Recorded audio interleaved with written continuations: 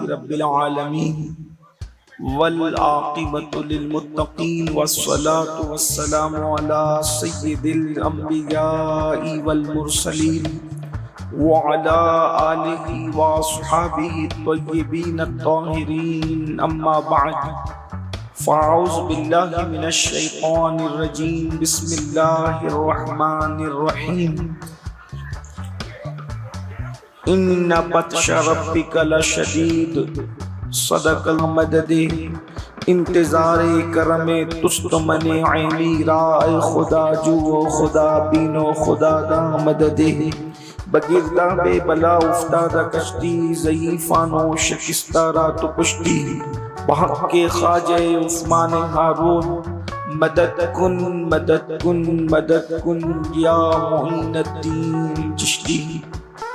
انتہائی احترام و ان کی مہک نے دل کے غنچے کھلا دیے ہیں، جس راہ چل دیے ہیں کوچے بسا دیے ہیں۔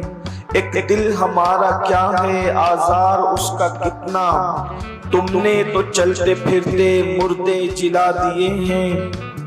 آنے دو یا ڈبو دو اب تو تمہاری جانب، کشتی تمہیں پہ چھوڑی لنگر اٹھا دیے ہیں۔ ہم سے فقیر بھی اب پھیری کو اٹھتے ہوں گے، اب تو غنی کے در پر بستر جما دیے ہیں۔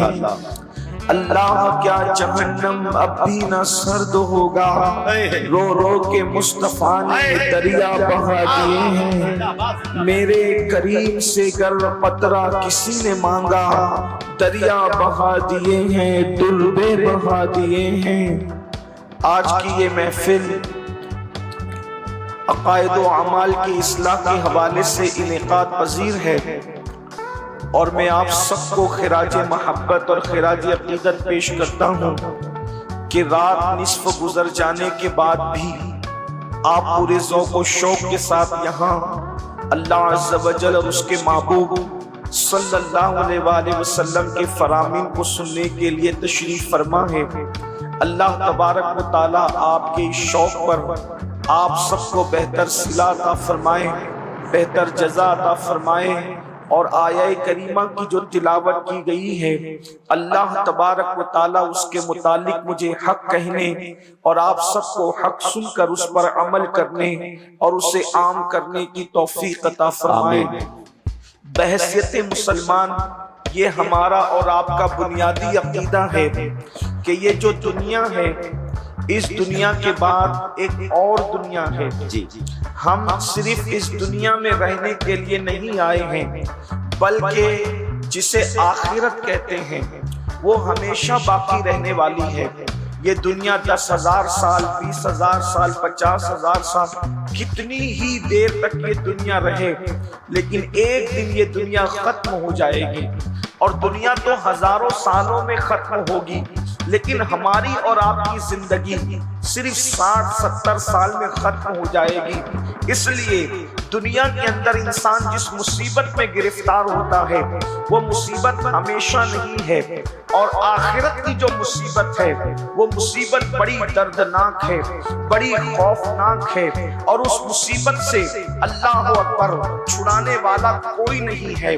میرے آقا صلی اللہ علیہ وآلہ وسلم کے دیوانوں، اچھی طرح یاد رکھو، اگر دنیا کے اندر اللہ نہ کرے کوئی بندہ مصیبت میں پھنس جائے اور کوئی بندہ مصیبت کا شکار ہو جائے تو کبھی دوست بچانے کے لیے آ جاتے ہیں، کبھی بھائی بچانے کے لیے آ جاتے ہیں، بلکہ اللہ اکبر اس دنیا میں دین سے دوری کے باوجود، انسانیت سوزی کے باوجود، لوگ انسانیت سے بھی کوسوں دور ہو چکے، اس کے باوجود اب بھی دنیا میں اتنی ہمدردی ہے۔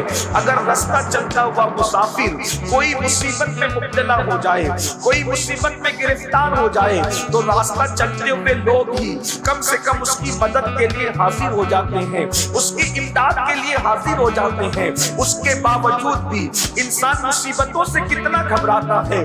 کوئی نہیں چاہتا کہ مجھ پر مصیبت آئے، کوئی نہیں چاہتا کہ مجھ پر بلائیں آئے، کوئی نہیں چاہتا کہ میں پریشان ہو جاؤں، اور اللہ سے دعا کرتا ہوں اللہ اکبر، دور نزدیک سے آنے والوں، اللہ ذکر رسول کی محفل کے صدقے ہمیں اور آپ کو ہر مصیبت سے بچا لے، ہر تکلیف سے بچا لے، ہر بلا سے بچا لے۔ لیکن اللہ اکبر، اب ذرا توجہ فرمائیں، جب دنیا کی مصیبتوں میں کبھی دوست مدد کرتا ہے، کبھی ماں مدد کرتی ہے، کبھی باپ مدد کرتا ہے، کبھی بھائی مدد کرتا ہے، کبھی بیٹے مدد کرتے ہیں، کبھی بیوی مدد کرتی ہے، کوئی نہ کوئی مدد کے لیے آ جاتا ہے، تو بھی دنیا کی مصیبتیں کتنی تکلیف دہ ہیں۔ مثال کے طور پر اللہ نہ کرے اگر کسی کی کمر میں درد شروع ہو جائے تو کیا وہ بیٹھ سکتا ہے؟ نہیں بیٹھ سکتا۔ سر میں درد ہونے لگے تو انسان تڑپنے لگتا ہے۔ اللہ نہ کرے بچھو کاٹ لے تو انسان تڑپنے لگتا ہے۔ اللہ نہ کرے سانپ ڈس لے تو انسان بلبلانے لگتا ہے۔ یہ دنیا کی مصیبتیں ہیں، لیکن اس کا جو ہے وہ علاج بھی ہے۔ انجیکشن لگا دو درد چلا جائے گا، دوا دے دو تکلیف دور ہو جائے گی۔ لیکن اب آئیے میرے آقا صلی اللہ علیہ وآلہ وسلم کے دیوانوں، آخرت کی مصیبت کیا ہے؟ آخرت کی مصیبت کو عذاب الہی کہتے ہیں، اللہ کا عذاب کہتے ہیں، اللہ کی پکڑ کہتے ہیں۔ اور اللہ اکبر، اللہ کا عذاب جو آخرت میں تیار کیا گیا ہے، کن کے لیے تیار کیا گیا ہے؟ قرآن کہتا ہے ان الفجار لفی جحیم، جو اللہ کے نافرمان ہے، فاسق و فاجر لوگ ہیں، اللہ نے ان کے لیے جہنم تیار کر رکھا ہے۔ اور اللہ اکبر، یہ جہنم کیا ہے؟ اللہ کے رسول صلی اللہ علیہ وآلہ وسلم نے ارشاد فرمایا کہ جہنم کے اندر آگ ہے، اور اس آگ میں روشنی نہیں ہے۔ اس کے اندر اگر پہاڑوں کو ڈال دیا جائے تو پہاڑ بھی پگھل جائیں۔ تھوڑی دیر کے لیے تصور کریں، یہ کسی خطیب کی گفتگو نہیں، یہ کسی ادیب کی ادبی جواہر پارے نہیں، یہ کسی مقرر کی تقریر کی جولانیاں نہیں، بلکہ یہ اس رسول کا فرمان ہے جس کے کہنے پر ہم نے اللہ کو ایک مانا ہے۔ یہ اس رسول کا فرمان ہے جس کے کہنے پر ہم نے قرآن کو اللہ کی کتاب مانا ہے۔ تھوڑا تصور کرو، اندازہ کرو میرے بھائیوں اور بہنیں موجود ہیں تو ان کی بھی توجہ۔ اللہ اکبر، جس جہنم کے اندر پہاڑ بھی پگھل جائیں، پتھر نہیں بلکہ پتھروں کا مجموعہ، پتھروں سے بنے ہوئے پہاڑ بھی جس جہنم کے اندر پگھل جائیں گے، اس جہنم کے اندر میرا اور آپ کا کیا حال ہوگا؟ اللہ رب العزت سے دنیا کی مصیبتوں سے چھٹکارے کے لیے دعا مانگنے والوں، دنیا کی مصیبتوں سے ڈرنے والوں، ذرا تصور تو کرو، ذرا گمان تو کرو، جس میں پہاڑ پگھل جائیں گے اس میں انسان کی پوزیشن کیا ہوگی، انسان کی ہڈی اور چمڑی کا حال کیا ہوگا۔ اب آئیے ذرا ٹھنڈے دل کے ساتھ اللہ اکبر ایک حدیث پاک جو کئی احادیث کا مجموعہ ہے اس کو ذرا توجہ سے سن لیں اور میری گفتگو مکمل ہوگی۔ اللہ اکبر، میرے اور آپ کی آقا مصطفیٰ جان رحمت صلی اللہ علیہ وآلہ وسلم جب معراج پر تشریف لے گئے، حضور علیہ السلام نے جب سفر معراج کیا، ہم معراج کا جشن مناتے ہیں، آپ نے بھی معراج النبی کے جلسوں میں شرکت کی ہوگی۔ وہ معراج کا سفر جس پہ براق پر بیٹھ کر آقا بیت المقدس تک گئے، پھر آسمانوں تک گئے، اس کے بعد جب وہ سدرہ پر گئے، اس کے بعد عرش پر گئے، اس کے بعد لامکہ پر گئے اور اللہ کا دیدار کیا۔ اللہ اکبر، ہمارے آقا علیہ السلام نے ماتھے کی آنکھوں سے اللہ کا دیدار کیا اور ارشاد فرمایا انی رأیت ربی، میں نے اپنے رب کو دیکھا۔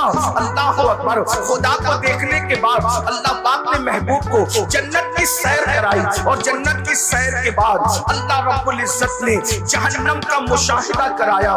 مشاہدے کا مطلب علماء فرماتے ہیں محبوب کو جنت میں بٹھا کر جہنم دکھائی گئی۔ حبیب یہ جہنم دیکھیے۔ اب اللہ کے رسول علیہ السلام نے جو جہنم کا ماحول دیکھا اس کو بیان فرمایا، اس کو ذرا سن لے۔ یہ معراج النبی کے بیان کا ایک حصہ ہے اور اللہ پھر سوچو کہ ہم کہاں ہوں گے، ہماری کیفیت کیا ہوگی۔ اللہ کا عذاب کیا ہے؟ قرآن کہتا ہے ان بطش ربک لشدید، تیرے رب کی پکڑ بڑی سخت ہے۔ اللہ کی پکڑ سے ڈرو، اللہ کی پکڑ سے ڈرو، اس لیے کہ جب وہ پکڑ کرے گا، جب وہ عذاب دے گا تو بھائی کو پتہ بھی نہیں چلے گا، باپ کو پتہ بھی نہیں چلے گا، ماں کو پتہ بھی نہیں چلے گا۔ میرے امام کہتے ہیں ان کے سوا رضا کوئی حامی نہیں جہاں، ان کے سوا رضا کوئی حامی نہیں جہاں، گزرا کرے پسر پہ پدر کو خبر ہو، جب بیٹی سے گزرے گی تو باپ کو پتہ بھی نہیں چلے گا، کسی کو پتہ نہیں چلے گا۔ اور یاد رکھنا اگر کوئی سوچے کہ پتہ بھی چل جائے تو کوئی کر کیا سکے گا؟ اللہ اکبر، وہاں تو کسی کو اجازت ہی نہیں ہوگی، وہاں تو کسی کو، اللہ اکبر اللہ اکبر، وہاں تو کسی کی طاقت بھی نہیں ہوگی۔ میرے امام مزید فرماتے ہیں، کہتے ہیں کہ شفاعت کرے حشر میں جو ہماری، سوا تیرے کس کو یہ قدرت ملی ہے؟ ارے سب کو اپنی اپنی پڑی ہوگی۔ اللہ اکبر۔ اب آئیے معراج النبی میں، معراج کے شب میں اللہ کا دیدار بھی کیا، جنت کی سیر بھی کی، اور جہنم کا جو مشاہدہ کیا اس کو سنیں۔ میرے اور آپ کے آقا و مولا خاتم النبیین قائد المرسلین سید العالمین فرماتے ہیں کہ جب میں نے، اے میرے صحابہ، آقا صحابہ کو بیان کر رہے ہیں، اے میرے صحابہ، جب میں نے جہنم کا مشاہدہ کیا، آقا ارشاد فرماتے ہیں تو میں نے دیکھا ایک بندہ لیٹا ہوا ہے، جہنم کے اندر لیٹا ہوا ہے۔ ہائے ہائے، اللہ کے رسول بیان کر رہے ہیں، جہنم کے اندر لیٹا ہوا ایک بندہ، اور ایک بہت بڑا پتھر اس کے سر پہ مارا جا رہا ہے۔ اللہ اکبر۔ میں آپ کے اور اپنے چہرے کو دیکھتا ہوں تو مجھے بھی اپنے آپ اور آپ پر بھی ترس آتا ہے کہ اللہ اکبر، کتنے کمزور ہیں ہم لوگ، اور خدا کا عذاب کتنا طاقتور ہے، کیسا وہ خوفناک ماحول ہوگا۔ اللہ کے سچے نبی فرما رہے ہیں، اور یہ بات سننا اور دھیان سے سننا، بہت غور سے سننا، بہت دیر تک آپ کو امتحان میں نہیں رکھیں گے، مختصر میں، لیکن یہ کسی کے دل کی آواز ہے، یہ کسی کے دل کی صدا ہے۔ اے میری قوم کے جوانوں، سوچو تو صحیح، اللہ اکبر، جہنم کی آگ پر کوئی لیٹا ہو اور اس کے سر پہ بڑا پتھر مارا جا رہا ہو، اللہ کے رسول بیان کر رہے ہیں، اللہ کے سچے نبی بیان کر رہے ہیں، اللہ اکبر، یہ اتنے سچے ہیں، سچے تو دنیا میں بہت آئے، لیکن میرے نبی اتنے سچے ہیں جن کی سچائی کی گواہی ان کے دشمن بھی دیتے ہیں، دشمن بھی جسے صادق الوعد الامین کہتے ہیں، جس کی سچائی کی گواہی اللہ تبارک تعالیٰ دیتا ہے۔ اللہ اکبر، ذرا غور تو کریں، یقیناً آپ کو معلوم نہیں ہے اس لیے آپ کہیں اور جا رہے ہیں، یہ جلسے اسی لیے تو ہے، ہمارے نقیب صاحب نے اسی لیے فرمایا یہ جلسے اسی لیے تو ہے تاکہ آپ کی معلومات میں اضافہ ہو، آپ کو بتایا جائے، آگاہ کیا جائے کیا ہو رہا ہے۔ اللہ اکبر، میرے آقا سچے نبی صادق و مصدوق فرماتے ہیں، ایک شخص لیٹا ہوا ہے اور اس کے سر پہ بڑا سا پتھر مارا جا رہا ہے، اور وہ پتھر لڑک کر دور جاتا ہے، وہ بندہ اس کو اٹھا کے لاتا ہے تو پتھر سے جو سر کچلا گیا تھا، وہ شارحین فرماتے ہیں سر وہ پتھر سے جب کچلا جاتا تھا تو وہ سر ایسے پس جاتا تھا جیسے چنے پہ ہتھوڑا مارنے سے چنا پس جاتا ہے، ویسے وہ پتھر مارنے سے سر پستا ہے۔ اور آپ اس کا اندازہ کر سکتے ہیں، پڑھے لکھے لوگ ہیں، سوچ بوجھ والے لوگ ہیں، جب سر سے پتھر ٹکراتا ہے تو سر کی کیفیت کیا ہوتی ہے؟ لوگ ہیلمٹ لگا کر سفر اس لیے کرتے ہیں، ہاتھ میں چوٹ آئے گی تو چلے گا، پیر میں چوٹ آئے گی تو چلے گا، جسم پہ چوٹ آئے گی تو چلے گا، لیکن سر بچا لو، اس لیے کہ ہاتھ پیر میں سینے پہ کہیں بھی چوٹ آ گئی تو زندہ رہنے کے امکانات باقی رہیں گے، لیکن اگر سر پہ چوٹ آ گئی تو زندہ رہنے کے امکانات ختم ہو جائیں گے۔ اللہ اکبر، اس لیے لوگ ہیلمٹ لگاتے ہیں، ہماری حکومت کی طرف سے بڑی پابندی ہیلمٹ کے لیے، بہت اچھی باتیں لگانا چاہیے، لیکن سوچو میرے بھائیوں، اللہ کے سچے نبی صادق و مصدوق فرماتے ہیں سر کچلا جاتا ہے، اور اس کی کیفیت شارحین کیا بیان کر رہے ہیں؟ جیسے چنے پہ ہتھوڑا مارنے سے چنا پس جاتا ہے، اسی طرح سر کچلا جا رہا ہے، اور سر کچلنے کے بعد وہاں موت نہیں آنی ہے کسی کو، وہاں نہ جینے دیا جائے گا نہ مرنے دیا جائے گا۔ اللہ اکبر، کیا دردناک صورتحال ہے۔ اللہ اکبر، آقا فرماتے ہیں پتھر لڑک کر جاتا ہے، سر پھر درست کر دیا جاتا ہے، پھر پتھر مارا جاتا ہے، پھر وہ ویسے ہی پس جاتا ہے، پھر پتھر لڑک کر جاتا ہے، پھر لایا جاتا ہے، سر ویسے ہی پس جاتا ہے۔ میرے آقا فرماتے ہیں میں نے جبریل سے پوچھا، اے جبریل یہ کون لوگ ہیں اور ان کو یہ دردناک عذاب کیوں دیا جا رہا ہے؟ تو جبریل امین عرض کرتے ہیں یا رسول اللہ صلی اللہ علیہ وآلہ وسلم، یہ لوگ نماز نہیں پڑھتے تھے دنیا میں، اس لیے ان کا یہ حال ہے۔ اللہ اکبر. میرے بھائیوں آپ سے پوچھنا چاہتا ہوں, آپ لوگ 4 گھنٹے سے, کوئی 5 گھنٹے سے, کوئی 3 گھنٹے سے اس جلسے میں بیٹھا ہوا ہے, لیکن آپ سے پوچھتا ہوں کتنے شوق سے جلسے میں آتے ہو, جلسے گھنٹوں چلتے بیٹھتے ہو, اللہ اکبر, لیکن نماز پڑھنے میں کتنا ٹائم لگتا ہے؟ صرف 10 منٹ کا ٹائم لگتا ہے. ایک وقت کی نماز میں صرف 10 منٹ کا ٹائم, اور اگر 5 وقت پڑھنے تو صرف 50 منٹ کا ٹائم لگتا ہے. اب آپ مجھے بتائیں 50 منٹ نہ نکالنے والوں کتنے دردناک عذاب کی طرف تم جا رہے ہو, کتنے دردناک عذاب کو چیلنج کر رہے ہو, کتنے دردناک عذاب کو آواز دے رہے ہو. اور پھر سن لو, کوئی بچانے والا نہیں ہے, امام آواز دے رہے ہیں, ان کے سوا عذاب کوئی حامی نہیں جہاں. غسلا کرے بستر پہ, بستر کہتے ہیں بیٹے کو, غسلا کرے بستر پہ, بدر کو خبر نہ ہو, بدر کہتے ہیں باپ کو, باپ کو بھی خبر نہیں ہوگی. اور سن لو, بچانے والی ایک ذات ہے, وہ محمد رسول اللہ کی ذات ہے. اب وہ کی حدیث سنو, آقا ارشاد فرماتے ہیں کہ جس نے جان بوجھ کے نماز چھوڑ دی, قیامت کے دن اس کے ساتھ میرا کوئی وعدہ نہیں. دھوکے میں مت رہنا, اللہ کے رسول نے آگاہ کر دیا, حضور علیہ السلام نے آگاہ کر دیا, ان کے ساتھ میرا کوئی وعدہ نہیں ہے. جو نماز چھوڑ دیتے ان کے ساتھ آقا فرماتے ہیں میرا کوئی عہد نہیں ہے, کوئی وعدہ نہیں ہے. مسجدوں کو ویران کرنے والوں, مسجدوں سے کوسوں دور بھاگنے والوں, بتاؤ کیا یہ عذاب ہم سے برداشت ہو سکے گا؟ کیا یہ عذاب ہم برداشت کر سکیں گے؟ نہیں نہیں, ہرگز نہیں. اپنی جوانی پر رحم کھا لو, اپنی ہڈی چمڑے پہ رحم کھا لو, اپنے آپ پہ رحم کر لو. میں آپ سے کسی اور کے لیے رحم کی بھیک نہیں مانگ رہا ہوں, میں آپ سے آپ کے لیے رحم کی بھیک آپ سے مانگ رہا ہوں. نہیں برداشت کر سکیں گے.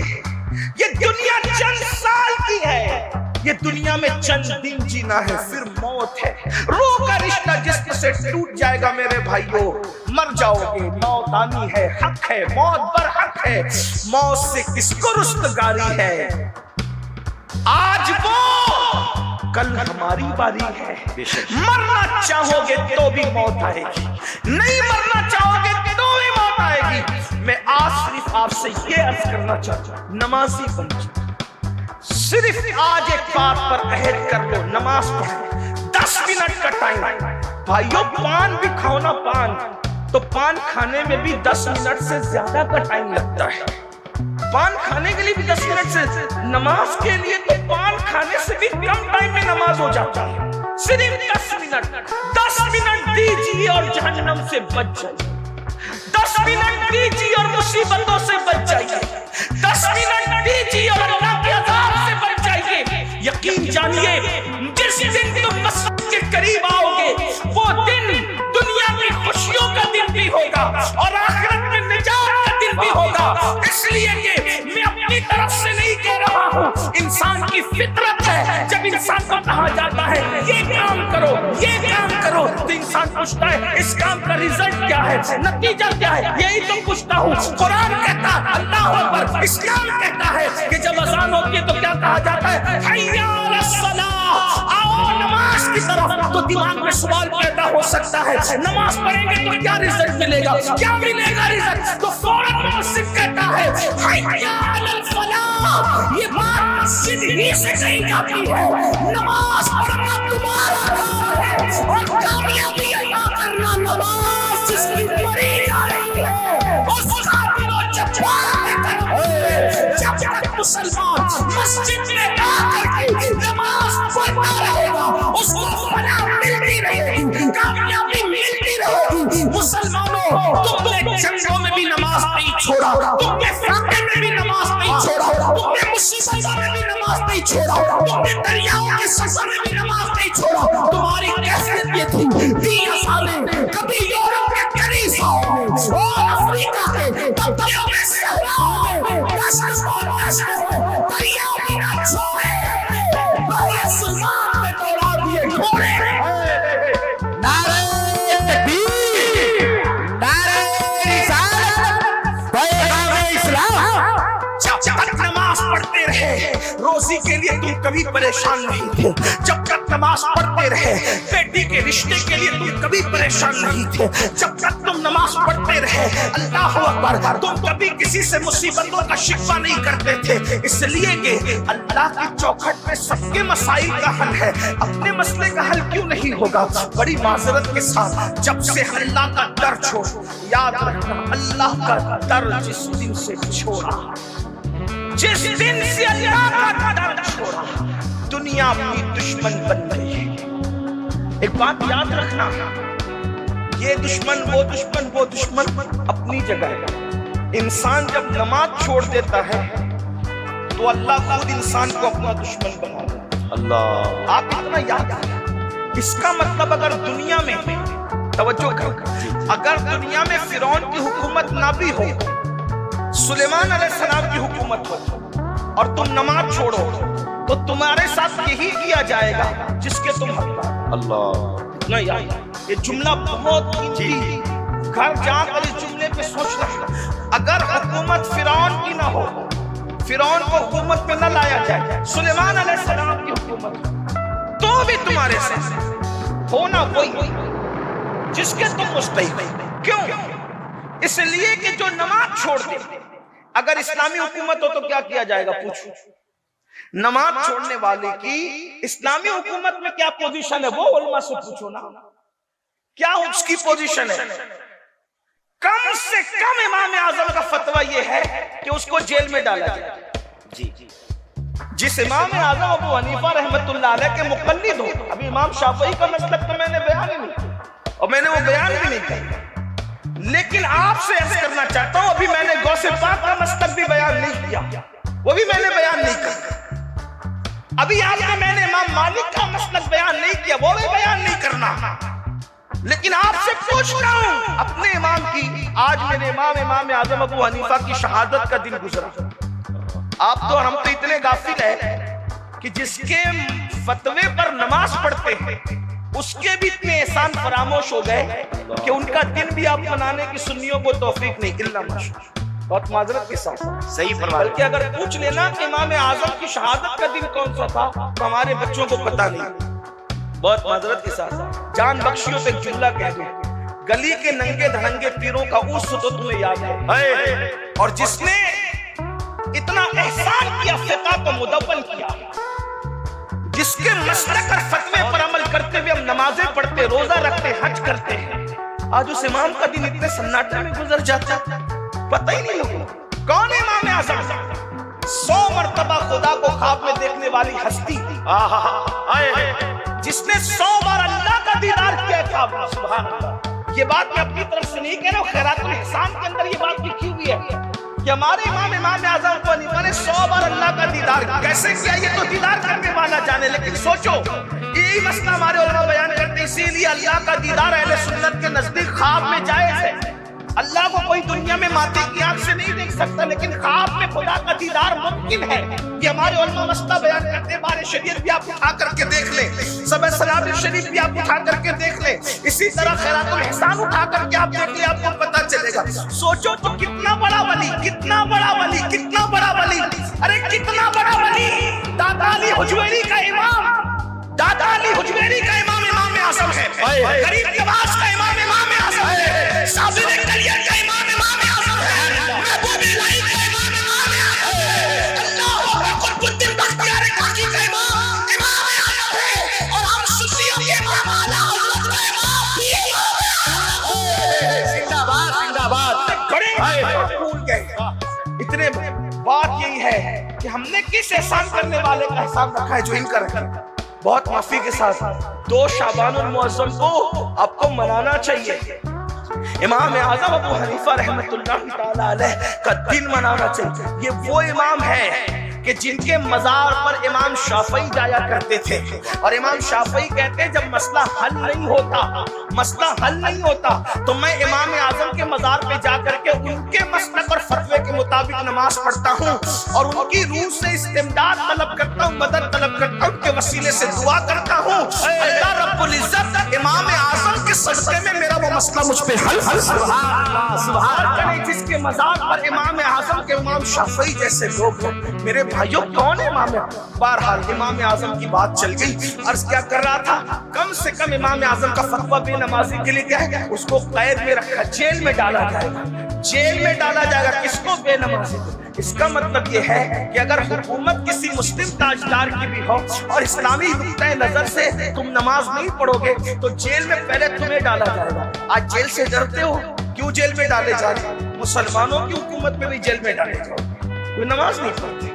اور یہ تو دنیاوی بات ہے.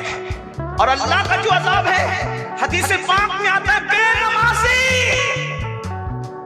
جب رستہ چل جائے تو کیڑے مکوڑے اس پہ لعنت کرتے ہیں. اللہ اور اللہ سے عرضی کرتے ہیں، مولا ہمیں اتنی طاقت دے دے کہ ہم اس کو مار ڈالیں.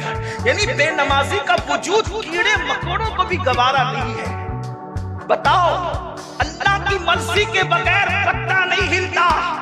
فاسقوں کو ختم کرنے کے لیے قدرت منکرین اسلام کا لشکر بھیجتی ہے، مشرکین اور ملحدین کا لشکر بھیجتی ہے. یہ تاریخ ہے.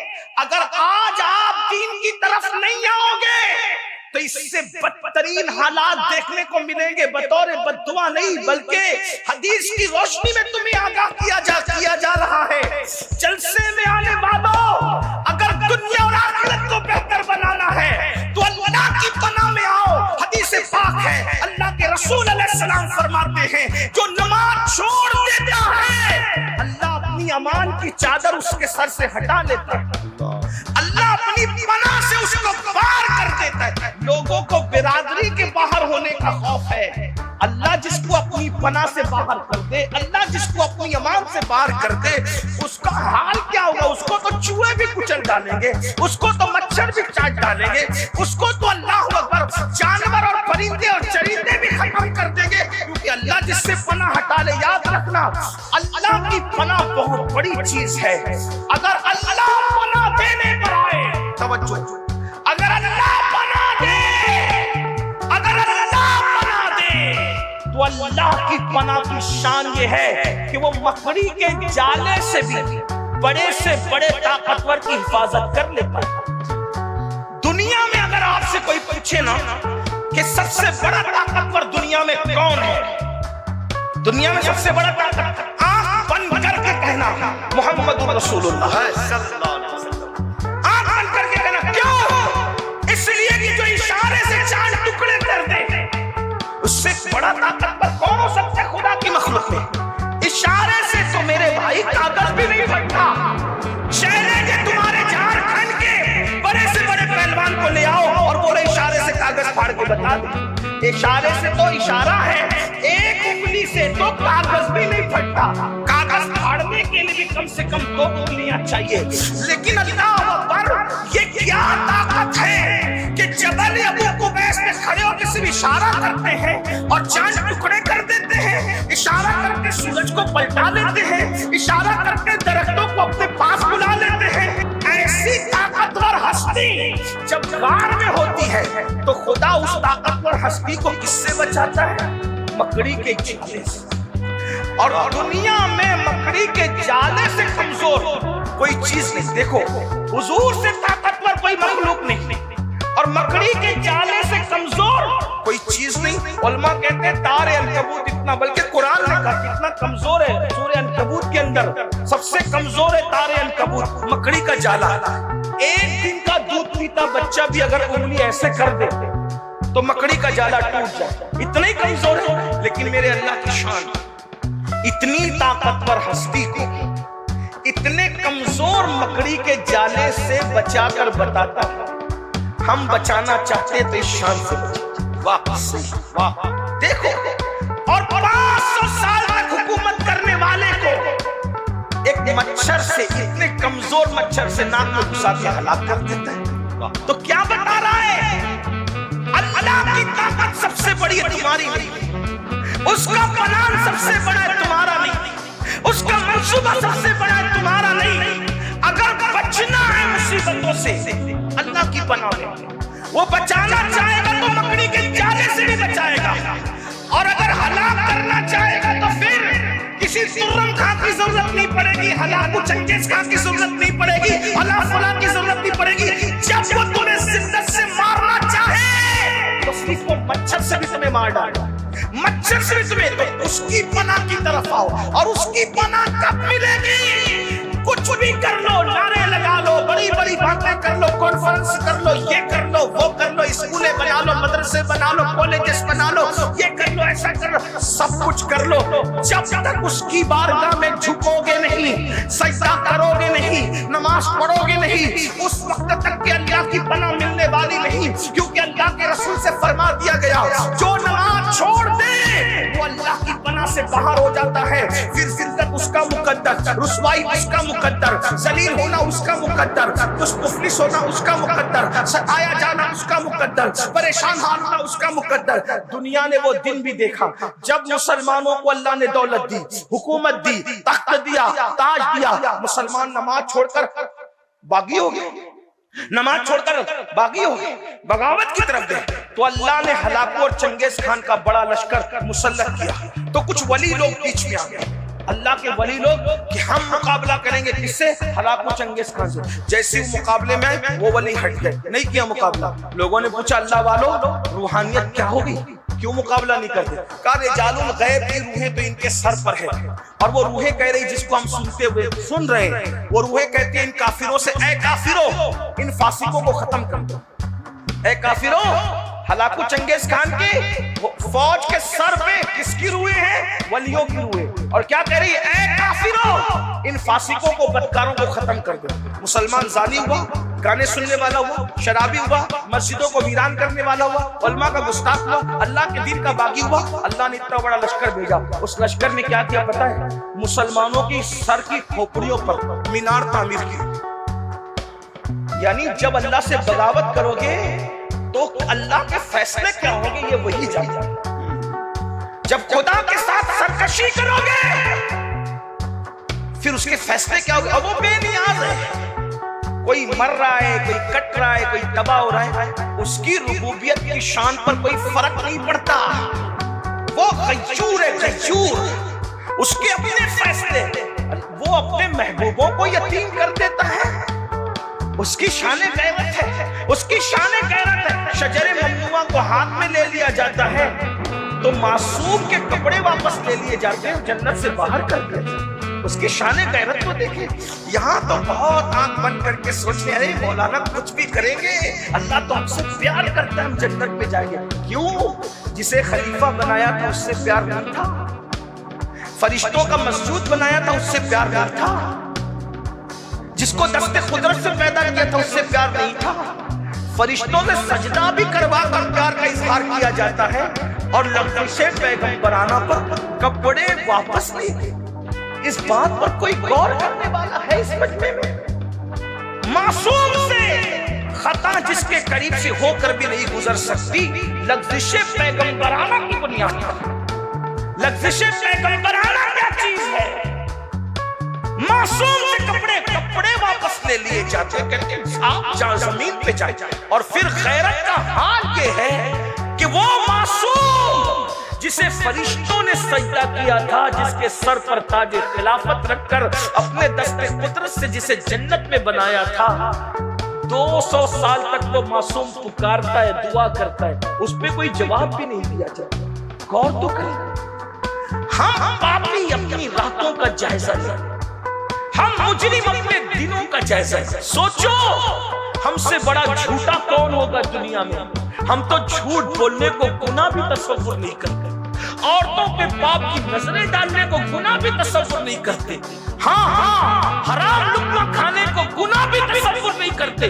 کتنے جرائم کرتے جنت کے دولہا بن کے بیٹھے کہ مولانا اتنا مایوس مت کرو ہمیں، ارے ہم جنت میں نہیں جائیں گے، کون جنت میں جائے؟ میں کہتا ہوں معصوم کو لغزش پیغمبرانہ پر کپڑے واپس لے کے اگر جنت سے باہر نکالا جا رہا ہے، کوئی نفرت نہیں ہے، کوئی عداوت نہیں ہے، ہماری عبرت یہ صرف ہماری کہ ہم سجدہ بھی کرواتے ہیں، اور اگر غیرت پر آ جائے، غیرت کا اظہار کریں تو پھر جنت کے باہر کر کے 200 سال تک کے دعا کا جواب بھی نہیں دیتے، آنسو بہائے جاتے ہیں دعا کا جواب۔ سوچو مسلمانوں ہم کیا ہیں، اپنی راتیں دیکھو، اپنے دن دیکھو، یاد رکھنا یہاں کتنے بھی عیش آرام کر لو، جب مر کے آنکھیں بند ہوگی تو اس خواب سے، اس غفلت سے آنکھیں کھلے گی کہ میں تو دھوکے میں تھا، میں تو اپنے آپ کو دھوکہ دے رہا تھا، میں تو اپنے آپ کو فریب دے رہا تھا۔ میرے بھائیوں رحم کر لو، یہ سنی اجتماع جن منتظمین نے منعقد کیا ہے، اللہ ان کی عمریں دراز کرے،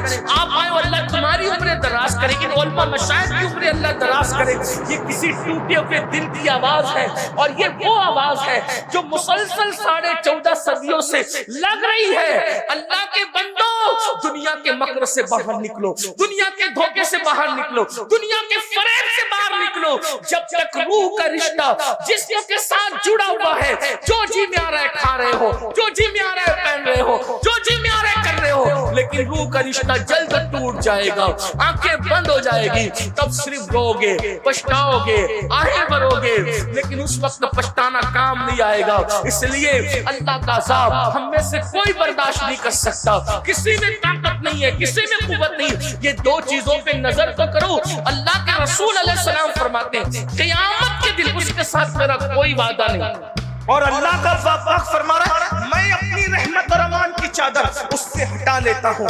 50 منٹ کا ٹائم دینا ہے، صرف آج عہد کر لو، پھر اس کے بعد اللہ کے رسول علیہ السلام فرماتے ہیں اسی پہ بات اگر بڑھے گی تو بہت بڑھے گی۔ حدیث دوسری اسی پر آقا فرماتے ہیں پھر ہم نے جہنم کا مشاہدہ کیا، اللہ کے رسول فرماتے ہیں میں نے دیکھا کہ کچھ لوگ ہیں جو جہنم کے درختوں کے اندر، آگ کے درختوں میں الٹے لٹکے ہوئے۔ اللہ سن لیں اس کو، پتہ نہیں یہ بات میں کبھی آپ کو سنا سکوں گا یا نہیں۔ یہ عنوان رجب کی بنیاد پر، معراج مقدس کی بنیاد پر ذہن میں آ گیا، لیکن غور کر لیں، بہنیں بھی غور کر لیں کہ جہنم کی آگ کے درختوں میں کچھ لوگ الٹے لٹکے ہوئے ہیں۔ الٹے بھائیوں، اگر ایسی کمرے میں بھی کسی کو الٹا لٹکایا جائے تو یہ کوئی چھوٹی موٹی بات نہیں۔ جہنم میں آگ کے درختوں کی شاخوں پر، ہائے کہنے والا کون؟ صادق الوعد الامین مصطفیٰ کریم رؤوف الرحیم صلی اللہ علیہ وآلہ وسلم فرما رہے کیا جہنم کے آگ کے درختوں پہ الٹے لٹکے ہوئے لوگوں کو جب ہم نے دیکھا، پوچھا جبریل یہ کون لوگ ہیں؟ جبریل امین نے عرض کی یا رسول اللہ یہ ماں باپ کے نافرمان لوگ، یہ ماں باپ کے گستاخ لوگ، ماں باپ کے غدار۔ ہائے کہاں لٹکے؟ جہنم کے اندر، جہنم کی آگ کے درخت کی آگ کی شاخوں پر۔ کیا حال ہے ان کا؟ آج کل دیکھو کتنے لوگ ماں باپ کی فرما برداری کرتے ہیں۔ نوجوان لڑکے تو ماں باپ کو کیا کہتے ہیں؟ بڈھا بڈھی، ڈوکرا ڈوکری، کیا کیا کیا۔ ماں باپ کو ماں باپ بھی نہیں کہتے، اور اگر ماں باپ بیچارے بھولی بالی صورت کے ہوں تو اپنے دوستوں کو ان کا تعارف بھی نہیں کراتے۔ میں نے میرے ایک دوست کو سنا، جب اسکول پڑھنے کا دور تھا، طالب علم تو ابھی بھی اسکول پڑھتے تھے، تو اتفاق ایسا ہوا کہ چند دوست اس کے برتھ ڈے کے موقع پر اس کے گھر گئے۔ ایک بڈھا بیٹھا ہوا تھا، بڑے میاں ایک دم میلے کچیلے سے کپڑے پہن کر، دوست بھی اچھے کپڑے میں تھے، وہ جناب بھی اچھے کپڑے میں تھے۔ پوچھا ہم لوگوں نے کہ یہ کون ہے؟ تو بولے یہ ہمارے گھر میں کام کرنے والا۔ جیسی کا کام کرنے والا ہے، بڑے میاں کا چہرہ اچانک بدلا، آنکھ میں آنسو آئے، وہ گھر کے اندر داخل ہو گئے۔ ایک کام کرنے والا اتنا بے تکلف تو گھر میں داخل نہیں ہوتا۔ جب بعد میں پتہ کیا گیا تو معلوم پڑا کہ وہ اس کا باپ تھا، لیکن میلے کچیلے کپڑوں کی بنیاد پر اور بھولی بھالی صورت کی بنیاد پر وہ اپنے دوستوں کو بتانا نہیں چاہتا تھا کہ یہ میرا باپ ہے۔ اتنے بدبختی پہ لوگ اتر آتے ہیں۔ اللہ اکبر، سنو، اب میں نے نماز کی فضیلت بیان کی، یہ بھی بزرگوں نے فرمایا جس سے ماں باپ ناراض ہو جاتا ہے اللہ اس کی نمازیں بھی اس کے منہ پہ مارتا ہے، یعنی نمازیں بھی قبول نہیں ہوتی جس سے ماں باپ ناراض ہو، جو ماں باپ کا دل دکھائے۔ اس کا مطلب یہ ہے کہ مسجد جانے سے پہلے ماں باپ کا چہرہ دیکھو۔ ماں باپ ناراض ہے کہ خوش، بلکہ ایک معیار دیا، ایک تھرمامیٹر دیا، ایک چیک کرنے کا طریقہ دیا۔ ایک صحابی نے پوچھا یا رسول اللہ صلی اللہ علیہ وآلہ وسلم، حضور یہ بتائیں کہ ہمیں یہ پتہ نہیں چلتا نا کہ اللہ ہم سے راضی ہے کہ ناراض ہے، کیونکہ اللہ نظر نہیں آتا، اللہ سے بات نہیں ہو سکتی، اللہ دکھائی نہیں دیتا، میں کیسے پتا کریں کہ وہ راضی ہے کہ ناراض ہے؟ میرے آقا نے فرمایا گھر جا اور دیکھ تیرے ماں باپ اس سے راضی ہے کہ ناراض ہے۔ اگر ماں باپ راضی ہے تو اللہ بھی راضی ہے، اور ماں باپ ناراض ہے تو اللہ بھی ناراض ہے۔ دیکھو معیار دیا۔ اور آج کل کے نوجوان بچے خاص طور پہ پسند کی شادی کے معاملے کو لے کر، اور بیٹیاں خاص طور پہ ماں باپ کا بہت دل دکھا رہے، ماں باپ کو بہت تکلیف پہنچ۔ میں سمجھتا ہوں کہ 60% لڑکے اور لڑکیوں کا مسئلہ ہے کہ وہ پسند کی شادی کے معاملے میں ماں باپ کا دل دکھاتے، ناراض کرتے۔ میں نے ایک ویڈیو دیکھی، کلپ، ایک بیٹی پولیس اسٹیشن میں بیٹھی، باپ اس کے ہاتھ جوڑ کے کہہ رہا ہے میری بیٹی میں گھر چل، اپنے گھر چل کے بات کریں گے تو اس کو بھوت سوار ہے، کسی منکر اسلام کے ساتھ، کسی مشرک کے ساتھ شادی، وہ آنے کو تیار ہے۔ بہت ساری بیٹیاں تو پولیس اسٹیشن میں یہ کہہ دیتی ہے کہ ہم ان کو پہچانتے نہیں کہ ہمارے ماں باپ۔ میں حفظ ما تقدم کے تحت، یعنی جیسے بیماری سے پہلے ویکسین لگتی ہے، اسی ویکسین کے تحت یہ بات اپنے جوانوں کو اور اپنی بیٹیوں کو بتانا چاہتا ہوں۔ میری قوم کی بیٹیوں، ماں باپ کا دل دکھا کر جب سجدے میں بہار نہیں آ سکتی تو ماں باپ کا دل دکھا کر شادی میں کیسے بہار آ سکتی؟ ماں باپ کا دل دکھا کے جب حج نہیں ہو سکتا قبول اللہ کی بارگاہ میں تو شادی میں خوشیاں کیسے ملتی ہے؟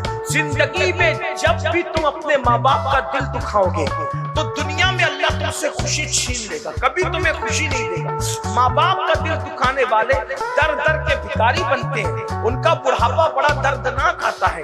ماں باپ کا دل دکھانے والا کبھی کسی سے راحت نہیں پاتا، کبھی کسی سے سکون نہیں پاتا۔ یاد رکھنا، سب لٹانا پڑے لٹا دو، مگر کبھی ماں باپ کا دل مت دکھانا، اس لیے کہ جو ماں باپ کا دل دکھاتا ہے اللہ اس کو دنیا ہی میں ذلیل کر کے ذلت کی موت عطا کرتا ہے۔ اور یہ بھی سن لو، جو ماں باپ کا دل دکھاتا ہے مرتے وقت اس کی زبان پہ کبھی کلمہ طیبہ جاری نہیں ہوتا۔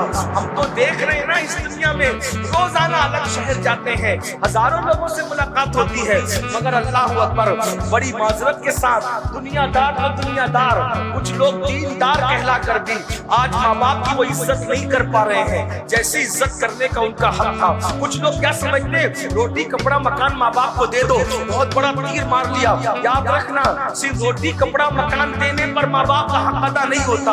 اللہ اکبر، یاد رکھنا، ماں باپ کو جب تک اپنا آقا نہ مانو دل سے اور خود کو ان کا غلام نہ مانو اس وقت تک بات نہیں بنتی۔ امام اہل سنت سیدی اعلیٰ حضرت جن کے مسلک کا ہم نعرہ لگاتے ہیں، جن کا نام ہمارے مسلک کی پہچان ہے، حقانیت کی پہچان ہے، وہ امام اہل سنت اعلیٰ حضرت رحمت اللہ علیہ لکھتے ہیں کہ جب اپنے ماں باپ سے بات کرنے کا وقت آیا، ابھی صرف بات کی بات ہو رہی، بات کرنے کا وقت آئے تو ڈائریکٹ مت بات شروع کیا کرو، فرماتے پہلے ان سے اجازت لیا کرو کہ ہم تم سے بات کر سکتے ہیں۔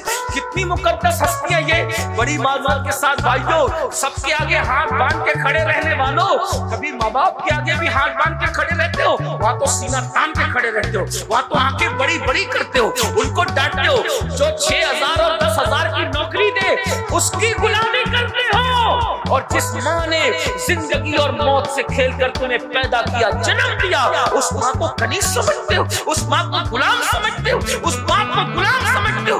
تیار ہو جاؤ ماں باپ کے غداروں، ذلیل ہونے کے لیے تیار ہو جاؤ، کلمے سے موت کے وقت محروم ہونے کے لیے تیار ہو جاؤ، جہنم کے درختوں پر الٹے لٹکنے کے لیے تیار ہو جاؤ۔ کتنی بڑی داڑھی کر لو، کتنے کلمے پڑھ لو، کتنی نمازیں پڑھ لو، کتنی روزے رکھ لو، میرے نبی نے جو کہہ دیا سو کہہ دیا، تمہارے منہ سے جو نکلی وہ بات ہو نہیں۔ اللہ کے رسول فرماتے ہیں ماں باپ کا دل دکھانے والا مرتے وقت اس کی زبان پہ کلمہ نہیں آئے گا، وہ ذلیل ہو کے مرے گا، وہ رسوا ہو کے مرے گا۔ ایک بات اور یاد آ، یہ بھی حدیث پاک میں آیا مفہوم ہے، جو ماں باپ کا دل دکھائے گا قیامت کے دن وہ سور کی شکل لے کر اٹھے گا، خنزیر کی شکل لے کر کے اٹھے گا۔ اللہ اکبر۔ بلکہ فقیہ ابو اللہ سمرقندی اپنی کتاب میں لکھتے ہیں، آقا فرماتے ہیں مجھے اتنی تکلیف کسی کے معاملے میں نہیں ہوتی جتنی تکلیف ماں باپ کا دل دکھانے کے معاملے میں ہوتی۔ آقا فرماتے ہیں میں اللہ کی بارگاہ میں عرضی کروں گا، توجہ کرو، یہ فقیر لکھ رہے ہیں سمرقندی، اور یہ فقہ حنفی کے بہت بڑے امام ہیں. کتاب کا نام بھی سن لے تاکہ لوگوں کو یہ نہ لگے کہ میں کوئی مبالغہ کر رہا ہوں. قرۃ العیون نام کی کتاب ہے, اب تو اردو میں بھی شائع ہوئی ہے, اس کو دیکھنا, انٹرنیٹ پہ دیکھنا. توجہ کریں, توجہ کیجیے. آقا فرماتے ہیں میں اللہ کی بارگاہ میں ماں باپ کے گستاخ, نافرمان اور غداروں کے لیے سفارش کروں گا, سجدہ کروں گا عرش کے نیچے. اللہ فرمائے گا محبوب آپ ان کے لیے تکلیف نہ دیجیے. اللہ کے رسول کو اللہ کہے گا محبوب آپ ان کے لیے سفارش نہ کریں, آپ تکلیف نہ فرمائیں. آقا فرماتے ہیں پھر میں سجدے سے سر اٹھاؤں گا اور میں جنت میں رہوں گا تو میں وہ ماں باپ کے غدار اور نافرمان بلا دیے جائیں گے, مجھ سے بلا دیے جائیں گے. کیونکہ اللہ پاک فرماتا ہے کہ ہم آپ کو نہیں بلائیں گے مگر جو چاہیں گے بلا دیں گے, جس میں حکمت ہوگی بلا دیں. حضور فرماتے ہیں کہ میرے ذہن سے وہ بلا دیے جائیں گے. پھر بہت عرصے کے بعد مجھے وہ یاد آئیں گے, پھر میں سجدہ کر کے اللہ سے کہوں گا مولا وہ ماں باپ کی جو نافرمانی کرتے تو انہیں بخش دے. اللہ فرمائے گا محبوب تم اس معاملے میں زحمت مت کرو, تکلیف نہیں, میں مفہوم پیش کر. دوسری بار بھی حبیب کو روکا جائے گا, محبوب توجہ کریں, غور فرمائیں. مسلمانوں کس راستے جا رہے ہو میرے جوانوں؟ ممبئی میں کام کرنے جاتے ہو, کلکتہ میں کام کرنے جاتے ہو, دلی میں کام کرنے جاتے ہو, سعودی اور دبئی اور یمن کہاں کا کام کرنے جاتے ہو. ادھر تمہارے ماں باپ انتظار کرتے ہیں کہ میرے بیٹے کا خیریت کا فون تو آئے. لوگ خیریت کا فون بھی نہیں کرتے اپنے ماں باپ. جن لڑکیوں سے ناجائز تعلقات قائم کر رکھے 3 گھنٹہ ان کو مناتے رہتے ہیں, اور ماں باپ تو کوئی جھوٹے منہ بھی پوچھنے کو تیار نہیں. اور اللہ کے رسول کیا فرماتے ہیں میں دوسری بار سجدہ کروں گا, میرا اللہ فرمائے گا حبیب آپ زحمت نہ فرمائیں, روک دیا جائے. حالانکہ اس میں عربی الفاظ حضور علیہ السلام نے کچھ اور فرمائے, میں بہت ادب کے بعد دائرے میں اس کا صرف مفہوم پیش کر رہا ہوں. پھر آقا فرماتے ہیں تیسری بار میں وہ یاد آئیں گے, پھر میں سجدہ کروں گا, میں اللہ کی بارگاہ میں عرض کروں گا مولا ان کے ماں باپ مجھے بتا دے, جو نافرمان لوگ ہیں ان کے ماں باپ مجھے بتا دے تو میں ان کو منا دوں. آقا کو یعنی اپنے ماں باپ سے زیادہ حضور ہم سے پیار کرتے ہیں. ماں باپ ناراض ہو کے بیٹھے ہیں جنت میں اور نافرمان جہنم میں, اور آقا 3 بار سفارش کر چکے اور اللہ پاک اپنے حبیب کو روک رہا ہے کہ محبوب ابھی آپ یہ سفارش نہ کریں. حدار کے تیسری مرتبہ جب سفارش کر کے آقا فرمائے عرض کریں گے مولا ان کے ماں باپ کو بتا دے میں ان سے ملاقات کر کے ان کو منا لوں, تو اللہ پاک ماں باپ سے ملائے گا. اور پھر آقا فرماتے ہیں میں ان کے ماں باپ کو لوں گا اور ساتھ میں لے کر کے کہوں گا دیکھو تو صحیح تمہارے بچوں کا حال کیا ہے, ان کو معاف کرو. وہ کہیں گے حضور انہوں نے ہمیں بہت ستایا, ہم نہیں معاف کرتے. آقا فرماتے ہیں اللہ ان کو بتا دو یہ جہنم کے اندر ان کو دکھا کہ ان کے بچوں کا کیا حال, تو وہ دیکھیں گے کہ جہنم کے درختوں میں لٹکے ہو کے ان کو بغیر آنکھ کے, بغیر کان کے, بغیر منہ کے فرشتے عذاب دے رہے ہیں, اور ان کی چیخیں نکل رہی ہیں, وہ آہو پکا کر رہے ہیں. تو وہ ماں باپ بھی رو پڑیں گے. تو آقا فرماتے ہیں میں کہوں گا دیکھو تمہاری اولاد کا کیا حال ہے, تو تب تو ماں باپ کہیں گے یا رسول ہم کیا کریں. تو آقا فرماتے ہیں آقا کہ میں کہوں گا ان کو معاف کر دو. ادھر ماں باپ معاف کریں گے, ادھر میں عرض کروں گا مولا ماں باپ نے معاف کر دیا اب تو بھی معاف کر دے. تو اللہ تعالیٰ تب ان کو معاف فرمائے گا اور ان کو جہنم سے نکال کر کے جنت میں